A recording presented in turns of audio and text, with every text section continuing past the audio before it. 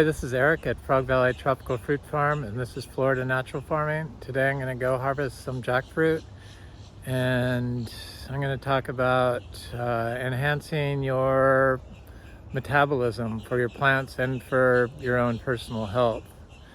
So I've been on this health journey, personal health journey, since I basically moved to Florida.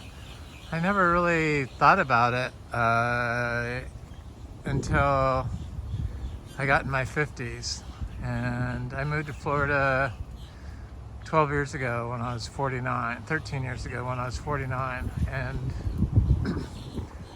I had all kinds of issues because I'd been living in New Orleans and went through Katrina and ate a lot of bad food and really didn't take care of myself that much. So when I got to Florida, I was just blown away at how beautiful it was, and just the nature was just amazing, and it just felt so clean. And I had all kinds of health issues. I had endocrine dysfunction through my thyroid, and I kind of was getting obese when I moved here, and I really didn't know what the issue was. And after I moved to Vero Beach, to this farm, because we've had a place in Vero Beach for 13 years, but I moved to Vero Beach permanently in 2015, and look at our mangoes. It's going to be an excellent mango year. And we switched to all organic and pretty much just ate fish and vegetarian, but that didn't seem to be enough. I kept going to the doctor. I had high cholesterol and I was still obese, and I just couldn't figure out what it was. And then when COVID came along, I couldn't go to restaurants. And what I noticed about restaurants and not going to them was I felt a lot better, and my mind seemed to be a lot clearer, and I didn't have the anxiety I had. Even though I'd been eating organic at home, I still had issues because I was eating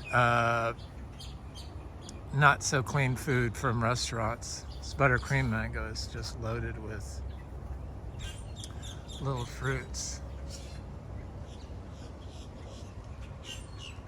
and we get a lot of fruit production here, and we don't water, but that's because the metabolism of the plants is functioning at its optimal ability. So when I stopped eating at restaurants and I started taking a quarter cup of moringa a day, with all those amino acids that are in moringa, most of the metabolic health practitioners, clinicians, they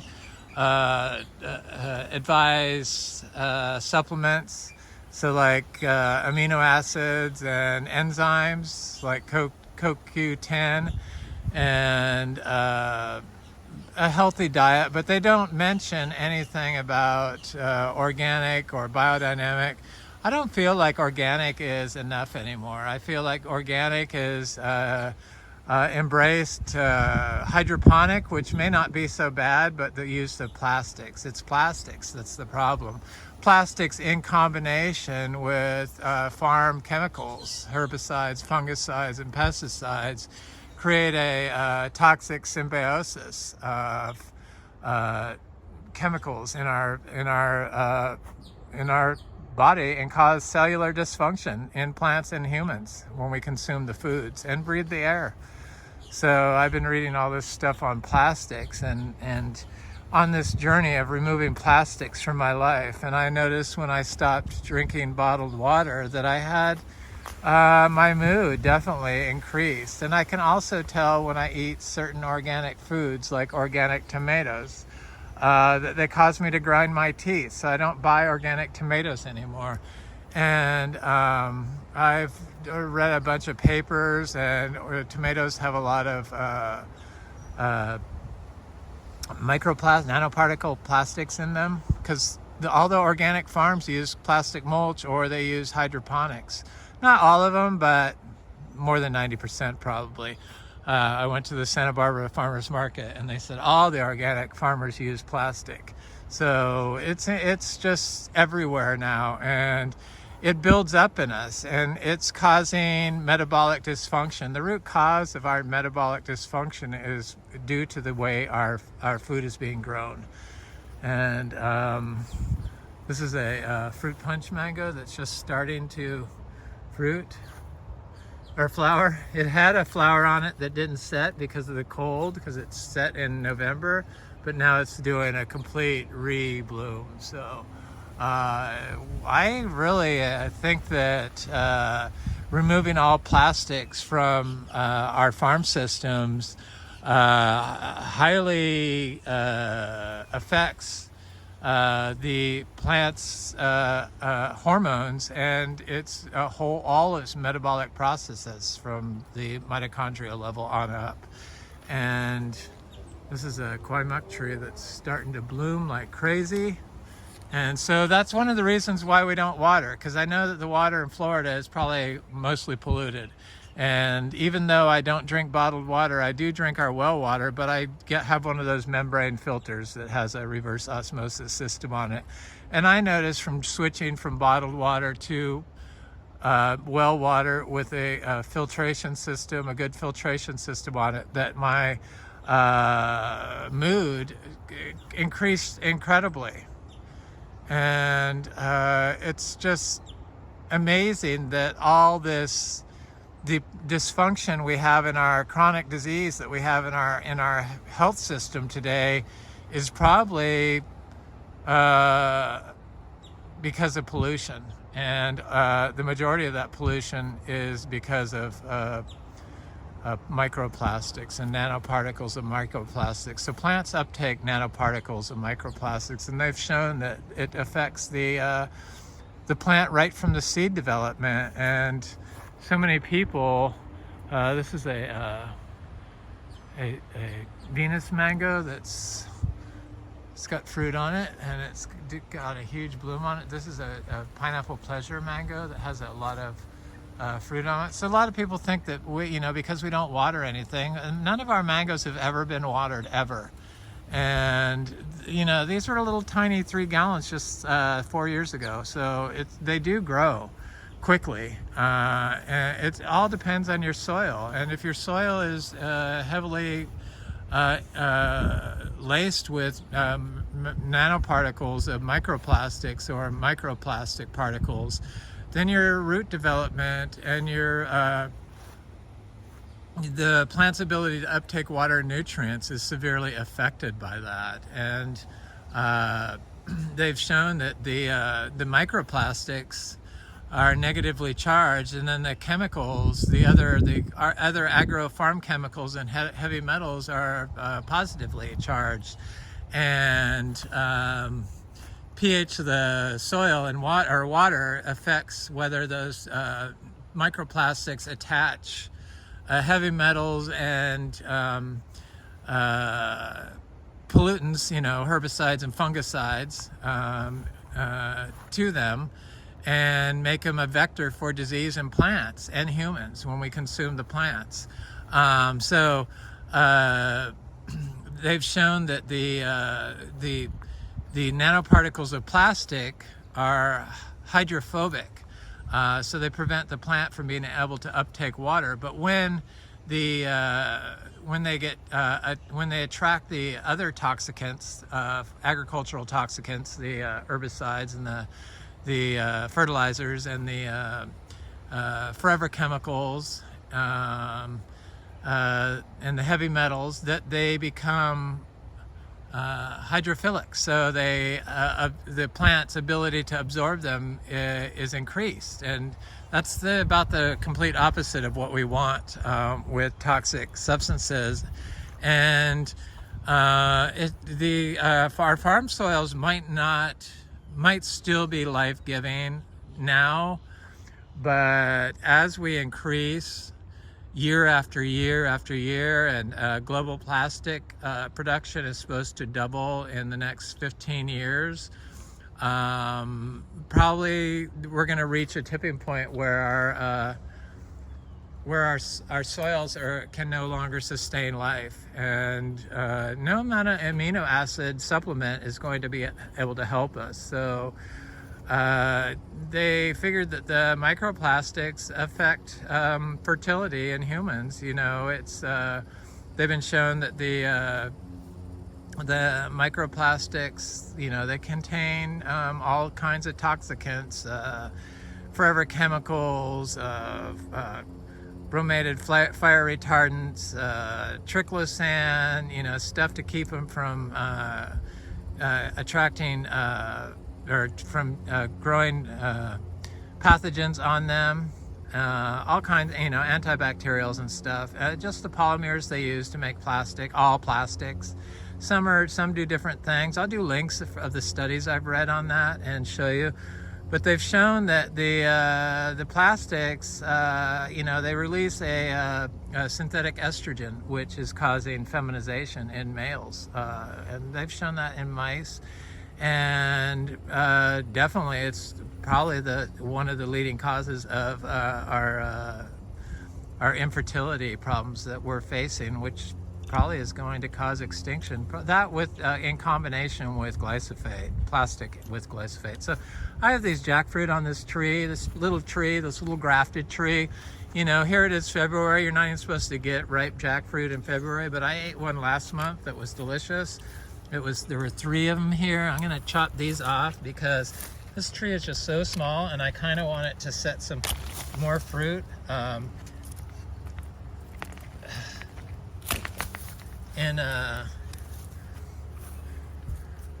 going to remove this one right here. It's probably not even going to be these 2 because they got affected by the cold when it was really cold, and I'm just going to drop them off. I'm also going to drop this one off. So I have 1-2 fruit, and then I'm going to save this one for next month, and then I have all these fruit up here, but it's got new fruit on here. This is a grafted tree from Excalibur. It's a tiny little yellow, crunchy, low latex fruit variety, and as you can see, it pretty much fruits year-round. It was really amazing. I need to put some daily manure here. It's daily compost. I'm trying to stop calling it daily manure. It's a daily compost.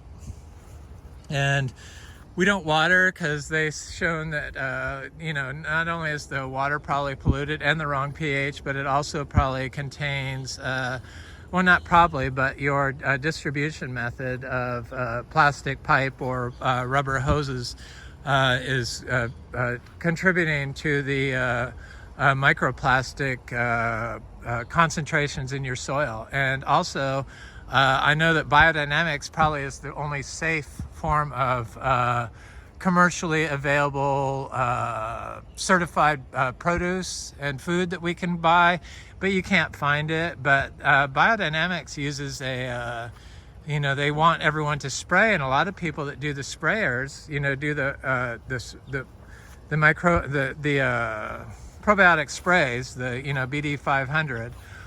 Which I believe in, but they use plastic sprayers, which I believe the term is bromated plastic, which are a source of forever chemicals. So they're spraying microplastic nanoparticles all over their plants, and the trees and the plants they're spraying them on has been shown to uptake the nanoparticles of the plastics and the forever chemicals, all the chemicals that they use to create those plastics, and they are deposited directly inside the tissue of the plant through the stomata. So I think that's an urgent problem that needs to be addressed. All this stuff needs to be addressed. I know that I'm still trying to remove plastics from my own system. This is a diamond tree. Our diamond trees produce 3 crops a year. We do get lots of fruit production here. It's just crazy, insane how much fruit and production we get here, and these dry farm vegetables, as you can see, do quite well. All I did was mulch out an area to grow my vegetables with my daily compost for about 4 months, and then I scraped it back and I mixed raw zebu manure directly in the sand, and then planted my seeds in it. And you can do that and sell to the public after 30 days of doing that for produce. But it works. The zebu manure works, but we use holistically grown cows and we rotationally graze them. And I try to limit all exposure so I don't give them minerals. We focus on having a biodiverse orchard floor to grow our miniature zebu in. We do not just only focus on a grass. They have shown that cows raised on a biodiverse selection of plants are more able to withstand disease because they're getting more variety of nutrients in their diet. Just like us, we need to eat a variety of foods. So what I do for health of my soil is I don't water, I don't spray stuff that's in plastic anymore. I was biodynamic certified. I didn't know. I don't even do bokashi compost anymore because the plastic containers. So I am not perfect either. I'm just trying to learn, and I'm trying to share with everyone my path to true health. And it turns out that the true health starts with functional farming practices, and those functional farming practices do not include plastic. And unfortunately, USDA Organic uses plastic mulch, and they endorse the use of plastic cloth on their most popular form of compost that they make, which is the Johnson Su bioreactor that they say wrap in cloth, which is woven plastic that puts nanoparticles of plastic directly in your soil. So thank God I never used shade cloth. So people that put shade cloth on the ground, your soil is completely contaminated forever. I don't think you can remove that. People that large farms that have used reclaimed water, that's full of forever chemicals and plastics. Biosolids that they make fertilizers out, all polluted forms of fertilizers that they use to grow plants. So we just use our daily compost. I believe in applying a probiotic with a prebiotic at the same time, and that's what the hay and the manure and the urine that's in our hay, it's like I clean out the barn and I distribute one small pile. That's 1, 2, 3 piles there. It's a little cashew tree. There's a white sapote tree. There's a mango tree that actually doesn't have any blooms on it, but I'm kind of surprised because that's like looks like it's just starting. That's like it's not atypical of what goes on here. There's a citrus tree. I do not like vines crawling on my trees. We don't have an issue with greening here because we focus on the biology. You can't use anti-biologicals to grow plants and expect them to be able to elicit an immune response. That's not how it works. That elicits a chronic disease response in your plant, and that's why we're at the point where we are, where our citrus only lives 15 years on average in Florida because of the anti-biological methods they push on their citrus groves and don't even look at the health of the soil, and then they mow. You can't really have compacted soil in Florida because it's sand, and compacted sand is just a sandbag that blocks water, so your nutrients and your water cycle cannot function properly, and that's why we don't disturb our soil. They have shown that you can walk on soils that have got soil aggregation happening, and they have shown that microplastics prevent aggregates from forming because they're hydrophobic.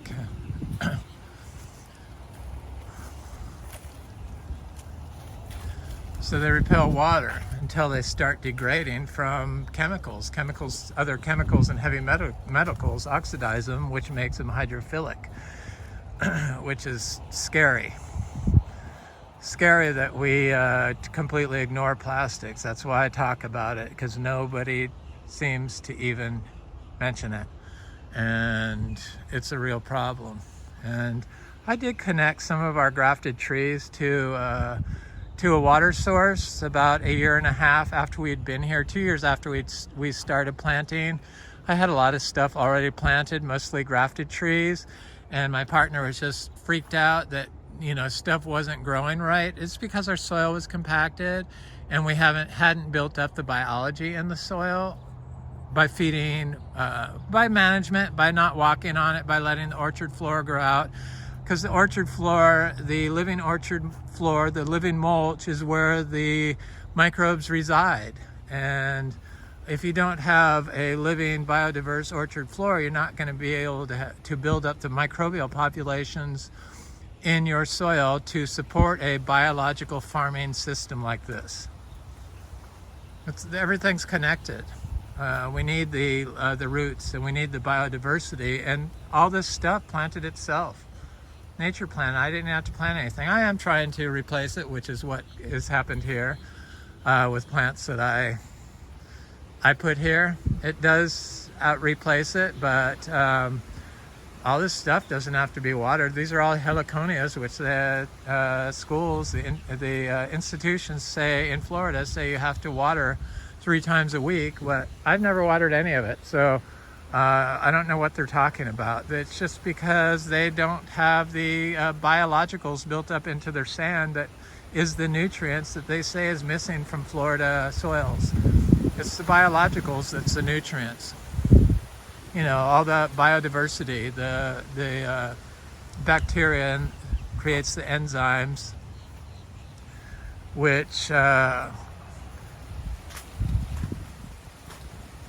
responsible for metabolic health. Anyway, everything's looking good. It's still a little bit cold. Our star apples look quite nice. This was cold damage. They got a little cold stress, but this happens every year. It's nothing to worry about. Hardly any of the leaves are affected. You know, we're so far north. We're just outside of South Florida, right on the border of Central and South Florida, like South Central Florida on the East Coast, Vero Beach, and it's an amazing spot. It's got the Indian River Lagoon, which is kind of turning into a dead zone due to agricultural and industrial runoff from people's septics, nutrient pollution, and probably microplastics would be my guess. As you can see, this is our flow well, and it's made from PVC. PVC has been shown to be one of the major contributors to plants' metabolic dysfunction. But yet, that's what we use to distribute water from. And we had this well put in, and we don't even need it. And you know, it pumps out 50 gallons per minute free. It's a artesian source of water, but the pH of the water is very high, so it's too high for the acid-loving pH of the tropical fruit trees, and it started giving my fruit trees disease. So when your water pH is not the right at the right pH, then your plants got to divert resources to resources that it could use for growth to change the pH of its soil, its rhizosphere. So it took me a while to learn all this stuff and totally figure it out, or not totally figure it out, but mostly figure it out. I'm so excited about the ice cream beans. They seem to finally be setting fruit. This is the Ingus spectabilis. I'm very excited about this fruit. It should be a good year, 2024. I'm just so concerned about the future of this farm, because you can't escape the microplastics in the air. I was reading this thing on the air quality in your home is 40%, the dust is 40% microplastics, or nanoparticles of plastic. Then I just saw this thing on the people that have sleep apnea, and the sleep apnea machines, they're made from plastic. They were breaking down, and they figured they killed at least 500 people on the elderly plastics that they were using around their face, trying to take care of their sleep issues. Scary. Plastics are just so everywhere, and I don't know what it's going to take to outlaw them, but they certainly need to be outlawed and reduced, because they are going to wipe us out, and everyone thinks that we can use them and continue using them without any problems. I know people that grow plants, they put their seeds in plastic containers. I have plastic stakes.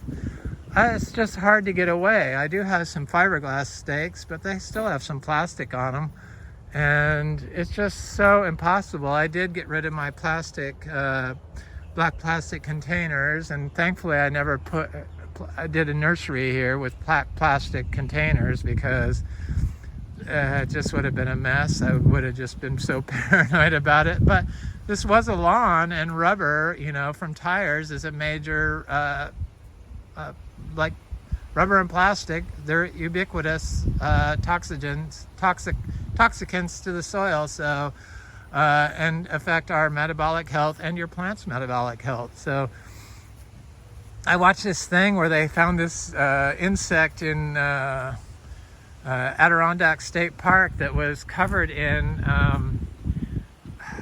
nanoparticles of plastic. They thought it was pollen. They looked at it closer. It was nanoparticles of plastic. It's just a real problem. They couldn't figure out where it came from. It came from the wind. So I don't know. It's just really scary that farming systems have embraced plastic so much that I don't know how we could get rid of them. I do have this pipe from Artesian Well, the PEX pipe, plastic, of course. So I'm not perfect either. It's all of us. It's a team effort. This cacao tree is the fruit is getting quite large. This is a yellow ribbed. We grow 3 types of cacao, dry farmed.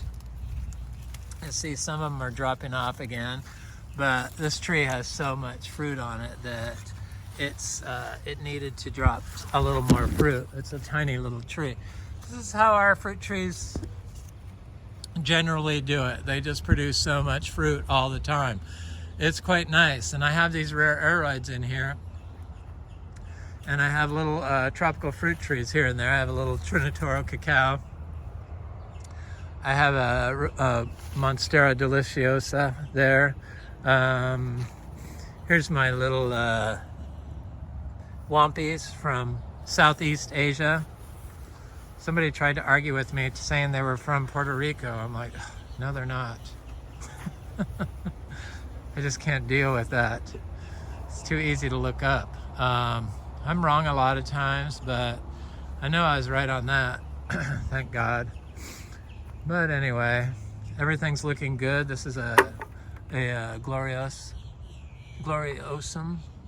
philodendron gloriosum. But I have some meringues and some petali in here. This is a little petali tree that's getting another new leaf on it. This tree was yellow when I got it, and it just hasn't fallen off. But this is a new leaf. Came out during the cold. It's got a new leaf coming out there.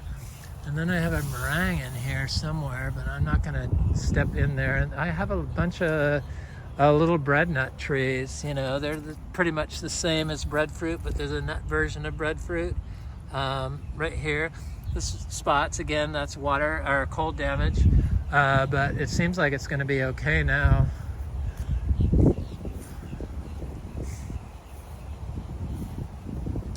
I'm obsessed with these rare aroids. This is Philodendron maximum, so the leaves get like 6-7 feet on this. It's they're all dry farmed, and this is Warocquianum, Queen Anthurium. This is Anthurium regale. The leaves are a little trash from being outside in the wind in the winter. Plus, they were in pots, and I recently put them in the ground, and that's a new leaf that's coming out on this Anthurium regale. But that's supposedly a really hard one to grow, And it's easy if you focus on soil health, if you use organic compost rather than synthetic chemicals to grow your plants. Your plant can overcome environmental stress like too dry air or too cold. These are unaffected by 40 degrees. They've been down to 31 degrees and they didn't die. So they do well in the ground here, and anything can grow in Florida. Our soil stays warm because our water temperature of our groundwater is constantly at 72 degrees. So if you can tap into the biology and the warm water and let it work together, there's no reason why we can't grow mangosteen here, durian or petali or anything like that. It all depends on our functional farming methods and whether we believe in that or not, or what type of pollutants we put onto our soil, or how built up our microbiology is in the soil. You do have to build up the biology in the soil. It's not an instantaneous thing, but if I had known what I know now, I would be a lot further along than I am, especially with the cacao. We have about 100 cacao now. Here's some that are like not going to make it, but most of them are just fine. There's about 20 fruit on here that made it. If I had known what I know now, we would have had a whole producing grove of cacaos already. Because it's just that easy here. Cacao are tough. You notice, you look at the leaves, there's no spots on these cacao leaves. That's how I know that it can take cold. This tree actually produced fruit when it got 31 degrees without dropping the fruit. So I know it's possible, and I don't do protection. Our only protection is our soil health. Soil health and the microbes provide 100% of the water and nutrients that our plants need. We don't have to do anything except continuously applying what nature intended, which is a little cow manure and a little grass hay. That's it. Every day, year round. I think that's all anybody has to do in Florida, and stay off the soil.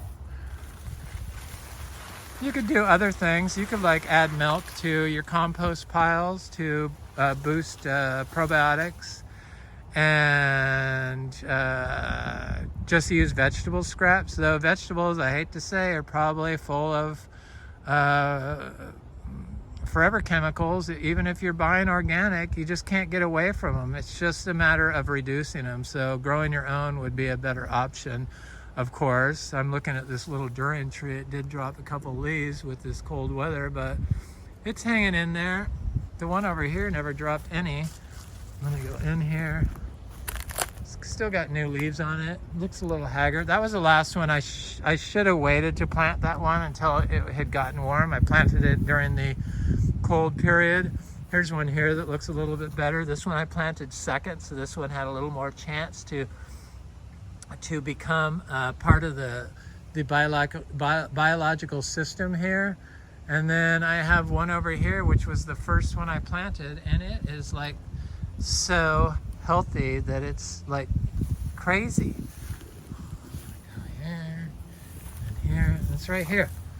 And it's just totally no spots on its leaves, no leaf drop, but that's been in the ground the longest. So it had the longest time to tap into the biologicals of the soil and be able to create an immune defense. So I plant everything bare root. I firmly believe in planting tropical fruit trees bare root, due to the way that most people buy their trees from nurseries and they're in plastic pots. So the rhizosphere of your plant, the roots are probably coated with microplastics, which is going to hinder your plant's development. So and then it has usually from the nurseries, it has chemicals in the soil. So that's going to limit your plant's ability to form relationships with the microbes in the ground that you're trying to build up. So what I do is I throw all that nursery soil away, and with my compost that I make, that I start our plants in, because we used to be biodynamic certified, and they made us or make compost to start all seeds in. So I learned to make compost quite well. I learned that the earth makes the compost perfectly, so I just drop the pile and come back in a year and then use it when it's assimilated to soil. Makes total sense to me, and I don't have to do anything. But I don't put that soil in the ground either. I remove that soil, rinse the roots in rainwater, and then plant the trees bare root. And I've found that I have a 100% success rate doing that. In fact, I planted a couple of new seedlings I got from Bellamy last week, and they look great. Those leaves were already yellow when I planted this, Puteria Valencii, and then I planted a Puteria Beauregardii, and it didn't have yellow leaves on it, but it looks great. In fact, it's got new leaves on it, and I don't water them when I plant them, but I do put them in bare root. It's because you want your tree to be able to communicate with the biology in the soil that's there already. So by removing the soil and planting it bare root, it's in contact with the microbiology that's in your native soil that you've built up the microbes in, and it can instantly communicate with the microbes in the soil to get water and nutrients that'll help it sustain itself and prevent it from cold. Those plants never got affected by the cool weather we've had. And when you have the soil that you put in there from the pot, whether it's organic or from a nursery that grows industrially, then it's like talking to somebody that's in a soundproof room. The microbes can't hear the plant, and it's only communication is with the rhizosphere that you're putting in the ground with it. So it's a lot of it is just common sense if you think about it. And planting bare root is how most orchards in America have been planted. So the tropical fruit industry plants them with, they buy the plant from the nursery and then they raise it in a plastic pot or a plastic fabric bag, which are made of plastic. Raise it in that so the root zone's completely colonized by microplastics, which is going to prevent your plant from expressing its full metabolic genotype correctly, due to the conditions it was started in. So here's a little kumquat tree, and I'm so excited about this. These are seed grown. We grow about 14 different types of citrus here, from finger limes to pomelos. It's a little kumquat tree from a 100-year-old organic grove. I see it's got fruit set on it. Yay! I'm so excited about this fruit. Right now, we've just so far only fruited our second generation, or we're on our second generation of our own Miko lemon. It's like a lemon grapefruit hybrid, but it's delicious and it's super juicy and it's a good substitute for lemon. It's very scented, and I really like it. We have about 100 of those at least growing here now, and they're everywhere. And hopefully in a couple of years we'll be on our third generation of Miko lemons, but I'm excited about the kumquat. Well, we don't worry about, we get such good fruit production. We have 450 bananas. I want to get up to 500 by this month. I can do about 10 banana divides in a half hour and, divide them and plant them. I'm quite quick at it because I've, done a 450. They're all ice cream bananas and they produce a lot of fruit. And the fruit is really, really, really good. And we get racks kind of all the time now. I was wondering how many it would take for us to get up to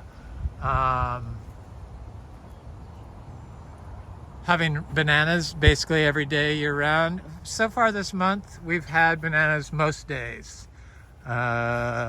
A lot of them I have given away because I just can't eat a rack of bananas every other day or every 3 days.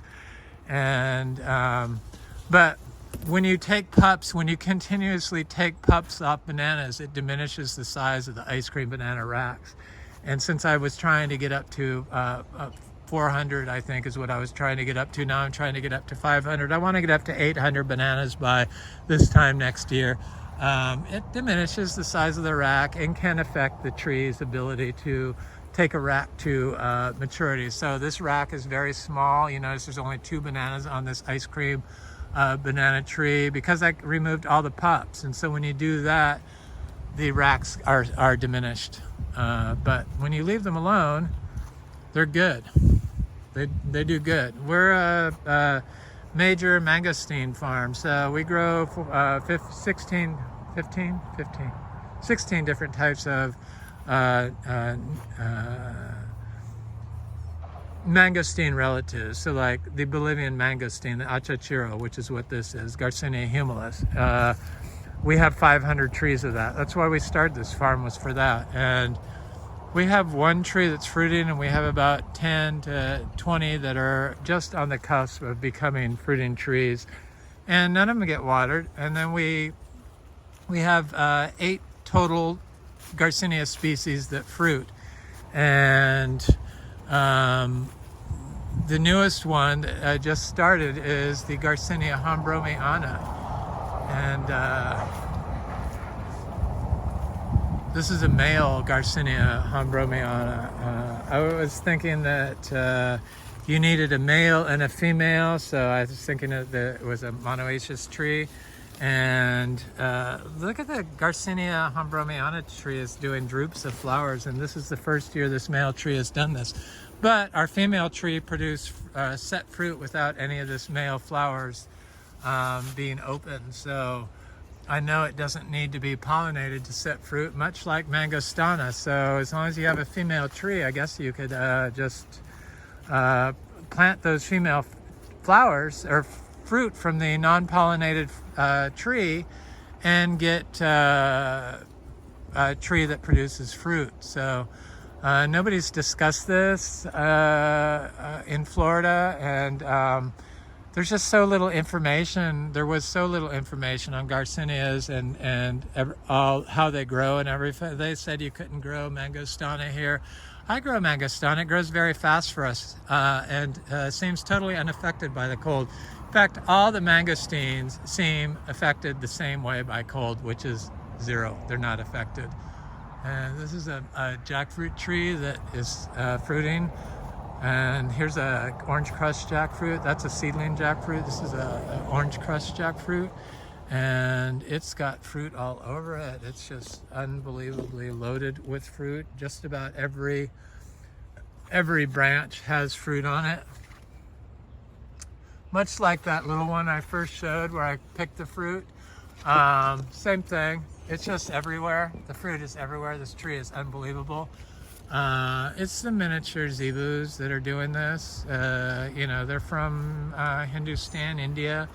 Originally, they're indigenous cow of India, Bo indicus, sorry.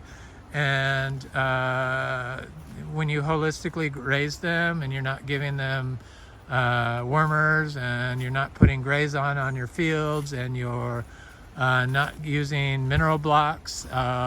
Mineral blocks are high in heavy metals, and which, you know, they're toxic. Anything mined is high in heavy metals generally, from what I've been able to decipher. So your micronutrients are high in heavy metals.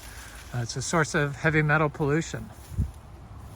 And then like nanoparticles of plastic in rice shows that the rice attracts arsenic. So they attract heavy metals. So here's another Garcinia hombromiana, but this is a red flowered one.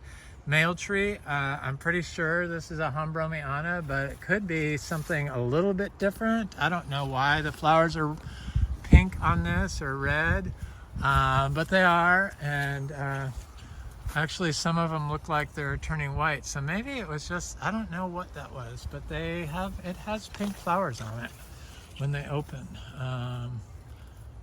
they seem more white this year than in past years, but you could still see they're going to be a little pink. But it's a male tree. It doesn't produce fruit. Maybe the male tree could produce a random fruit, much like the Garcinia livingstonii. But here you can see they're red. Much different than the other Humbromiana male tree. Flowers are not open yet, so that's why that is. The cashews are really looking good. Really good. We're going to be a major cashew farm. This is going to be a major farm in the next 10 years of all kinds of fruit that they said you couldn't grow here, like cacao and cashew and probably mangosteen would be my guess, mangostana. I don't see a problem with it. This is a Garcinia madruno tree that has been producing fruit basically all year long, but maybe it's taking a break and maybe I just don't see any fruit on it. But probably next week I could come out here and say, oh look, there's the ripe fruit on here. That's the problem with looking for fruit. Even on a small tree like this, you think you'd be able to see it. I gave this a pile of our daily compost. I try to give all trees that produce fruit a pile of daily compost. It's just grass hay with like 20 pounds of manure and some urine. Coastal Bermuda hay, because they don't spray it with anything or use graze on it because it's so cheap that they would lose money. So that's why this is a Garcinia brasiliensis. I believe it's the best lemon drop mangosteen. It's getting, the fruit's starting to get ripe. This one produces year round. It usually has a bigger crop than this, but it is getting ready to do a super bloom. So it's going to have a lot of fruit on it very shortly. It just never stops producing fruit. And I didn't make fruit leaf teas out of all these tropical fruit leaves. I'm not a doctor, so please don't follow my recommendation. Check with your doctor before consuming anything. I'm just telling you what I do. So please don't take this as medical advice. But I have felt they've helped my health journey. This is Garcinia gardneriana. Looks a lot like Dabico, but it's Gardneriana. It's a lemon drop mangosteen also, and this one is getting ready to do a super bloom also. So black sapote trees. I just got done planting like 100 black sapote seeds. I love black sapote. That is definitely one of my favorite fruits now. And even my partner, who used to not like it, loves it now and agrees it's one of his favorite fruit. But our Garcinia humbromiana fruit is getting quite large, so I know it's not going to drop off. In fact, it's looking good. It's got little fruitlets everywhere. I'm very excited about this fruit. It's supposed to be a red, or not supposed to be, it's a red fruited one. It looks much like the Garcinia mangostana. Did I hear somewhere that this could be one of the natural parents of mangostana? I don't know. Maybe I misread that or forget wrong. It's possible. I make mistakes. Sorry, not perfect. But this little tree, this is the first year it's held fruit. It set fruit 2 years ago during the drought. And I was kind of surprised that it dropped all its fruit, but because usually mangosteens, once they set fruit, they hold it. They don't drop them. At least that's been my experience on all mangosteens. But we had such a severe drought in the winter 2 years ago. It was a drought that came after a summer drought. And the summer drought had never happened before, so I think that the tree was just under too much stress, and in order to keep itself happy and alive, because it never looked like it suffered from any drought stress, it had to abort the fruit. And it was the first fruiting. A lot of times trees that fruit for the first time do abort their fruit. Sometimes, like the Quaimuc, three years in a row, our Quaimuc trees aborted their fruit before it started setting fruit. I have a feeling that this tree is going to be covered in fruit, and because it has a long fruiting period, flowering period. So I imagine it's going to give us a lot of fruit. I'm very excited about that.